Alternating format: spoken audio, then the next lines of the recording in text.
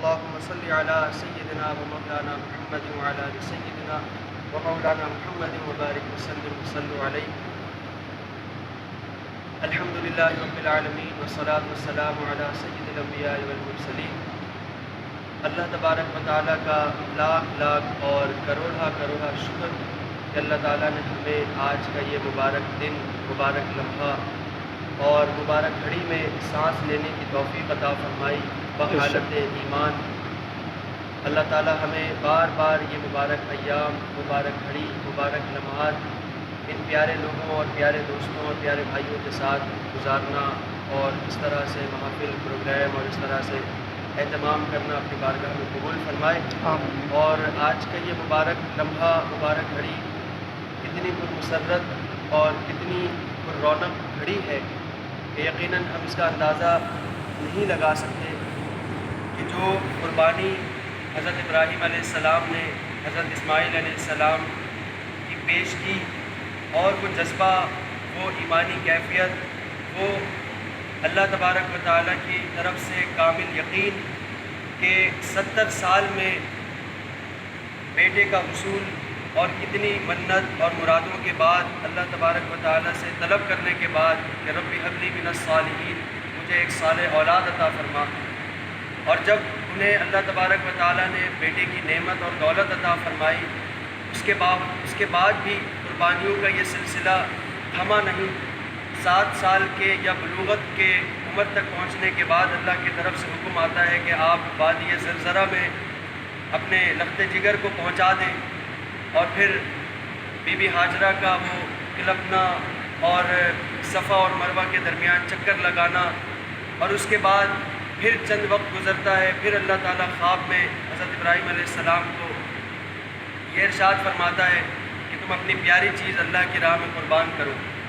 جب وہ ایک دن خواب میں دیکھتے ہیں اور صبح بیدار ہونے کے بعد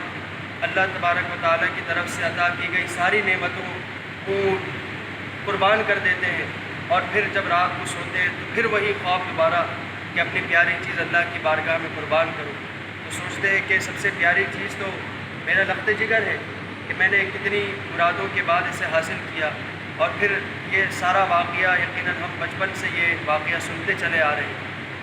مقصد صرف سنانے کا یہ ہے کہ ہم مقصد قربانی کو حاصل کریں. قربانی تو اللہ تبارک و تعالیٰ نے ان کے لیے ایک آزمائش اور ایک ایسی گھڑی دے کر بتانا مقصود یہ تھا کہ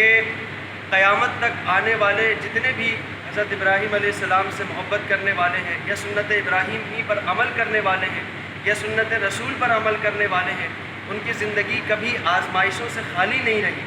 جو بھی چاہتا ہے کہ اللہ تبارک و تعالیٰ کا قرب اسے عطا ہو، جو یہ چاہتا ہے کہ اللہ کے مقبول ترین بندوں میں اس کا نام آئے، تو ہو نہیں سکتا کہ قرب حاصل ہو بنا آزمائش کے، قرب حاصل ہو بنا کسی تکلیف کے، رکاوٹوں کے اور تمام تر تکالیف اور پریشانی کے. تو مقصد یہ ہے کہ زندگی میں آنے والی تمام تر وہ تکالیف، وہ پریشانی، وہ آزمائش، وہ کٹھن لمحہ اگر ہم تمام کی زندگی میں آئے اور اس کے بعد ہم اللہ کے حضور حاضر ہو جائیں، اللہ کے حضور حاضر ہو کر اسی سے مدد طلب کریں اور اسی سے نکلنے کی، اس گھڑی سے، پریشانی سے نکلنے کی اور آگے زندگی میں کامیابی اور مقاصد حاصل کرنے کی لو ہو، تو یقیناً وہ آزمائش، وہ گھڑی ہمارے لیے بھی ایک ذریعہ نجات کا سبب ہے. اور مقصد بھی انہیں حاصل ہوتی ہے کہ جو کامیابیوں سے نکل کر آگے اللہ کے حضور حاضر ہوتے ہیں اور اللہ کی رضا کو اپنی رضا سمجھ کر آگے بڑھتے ہیں اور کامیابی حاصل کرتے ہیں. تو مقصد یہ ہے کہ آنے والی تمام تر جو بھی تکالیف ہو، آزمائش ہو، ان سے پریشان نہیں ہونا، اس سے نبرد آزما ہونا ہے اور یہ محسوس کرنا ہے کہ جب